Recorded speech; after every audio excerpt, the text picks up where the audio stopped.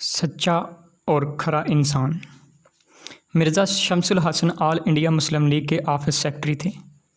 उन्होंने अपनी किताब सिर्फ मिस्टर जिन्ना में कायद-ए-आज़म के बारे में बाज़ इंतहाई दिलचस्प और ज़ाती मालूमात लिखी हैं। मसलन वो लिखते हैं, कैद के घर का अमला कुछ इस तरह था।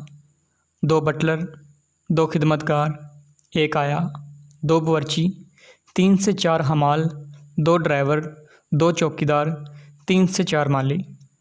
उनका कहना है कि 1944 में 10 औरंगज़ेब रोड दिल्ली के मुलाजमीन की तनख्वाहें 140 रुपये माहवार थीं और बम्बई के जना बंगला की 187 रुपये माहवार। 1946 में दिल्ली रहायशगाह की तनख्वाहें 180 रुपये माहवार हो गईं और बम्बई रहायशगाह की 304 रुपये माहवार। वो लिखते हैं कि कायद डिसिप्लिन के बहुत पाबंद थे, मगर उनमें तमाम तर इंसानी हमदर्दियाँ भी मौजूद थीं। एक घरेलू मुलाजिम रोशन खां का बाप इंतकाल कर गया। उसने छुट्टी के लिए दरख्वास्त दी। कायद उस वक्त दौरे पर थे। उन्हें रोशन खां का 18 मार्च 1944 का ख़त 27 मार्च 1944 को लाहौर में मौसूल हुआ। उन्होंने उसका फ़ौरन जवाब दिया, डियर सर, आपका ख़त मिला। आपके वालिद के इंतकाल की पुरमलाल ख़बर पर मुझे बहुत अफसोस हुआ।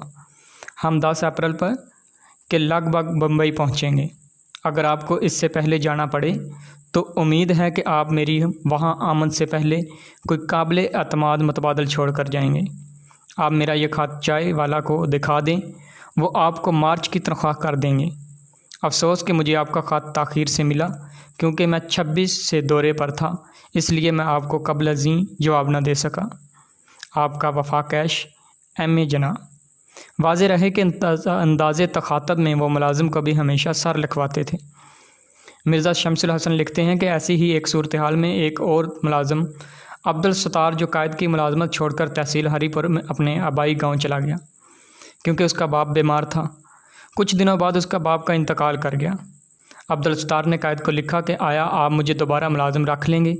यह ख़त मुलाजिम की अपनी तहरीर में किताब में दर्ज है, जो टूटी फूटी उर्दू में लिखा गया है। कायद ने अब्दुल सत्तार को 20 नवंबर 1946 को जवाब दिया, आपका ख़त मिला। आपके वालिद की वफ़ात का सुनकर अफसोस हुआ। आपको दोबारा मुलाजमत रखते हुए मुझे खुशी होगी। आप 15 दिसंबर को, जबकि मैं बम्बई में हूँगा, मुलाजमत शुरू कर सकते हैं। आपका वफा कैश M.A. जना। हमारे कायद डिसिप्लिन के सख्त पाबंद थे। जब उनके एक ड्राइवर का दूसरे मुलाजमों के साथ सलूक अच्छा ना रहा और वो अक्सर उनसे झगड़ा करता, तो कायद ने अप्रैल 1943 में उस ड्राइवर को फारग कर दिया। उसके इसरार पर कायद ने उसे चाल चलन की जो सनद दी, वो उनके मजाज की निशानदही करती थी, जिसमें वो किसी की रियायत नहीं करते थे। उन्होंने लिखा, मुसम्मी मोहम्मद आलम, मोटर कार ड्राइवर की हैसियत मैं 1 साल से ज़्यादा अरसा मेरी मुलाजमत में रहा। मैंने इसे दयानतदार और बहुत अच्छा ड्राइवर पाया, अगरचे इसमें शाइस्तगी का नामो निशान तक नहीं। उसे नौकरी से फारग करने की बड़ी वजह यह है कि ये दूसरे मुलाजमों के साथ अच्छा बर्ताव ना कर सका। हाल ही में इसने मेरे खिदमतगार के साथ ज़बरदस्त झगड़ा किया, इसलिए मैं इसे फारग करने पर मजबूर हूँ। कैद हर किस्म की अखलाकी बुराई से सख्त नफरत करते थे।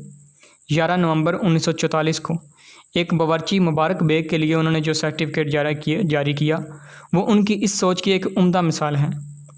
वो लिखते हैं, मुसम्मी मुबारक बेग, बहैसियत बावर्ची मेरी मुलाजमत में तकरीबन 9 माह रहा। ये एक अच्छा बावर्ची है, एक अच्छा मुलाजिम है। मुझे अफसोस है कि मैं इसे मुलाजमत से निकाल रहा हूँ।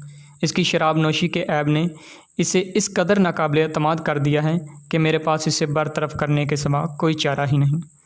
जब यह खतूत लिखे जा रहे थे तो कायद के बाज़ मुलाजमीन ने दरख्वास्त की कि अब जब कि आप इन लोगों को फारग कर रहे हैं तो ऐसे सख्त अल्फाज ना लिखें ताकि इन लोगों को किसी दूसरी जगह नौकरी आसानी से मिल जाए। मगर कायद ना माने। उन्होंने कहा, इन दोनों में जो अच्छाई है वो मैंने लिख दी, जो बुराई है वो भी लिखूँगा, ताकि कोई धोखा ना खाए। किसी को फ़ायदा हो या नुकसान, मैं झूठ नहीं लिख सकता, न झूठा सर्टिफिकेट दे सकता हूँ। पाकिस्तान जिंदाबाद। मज़ीद ऐसी वीडियोज़ के लिए उमर शाह चैनल को सब्सक्राइब करें और साथ घंटी के बटन को दबा दें, ताकि आपको मेरी आने वाली तमाम वीडियोज़ मिल सकें।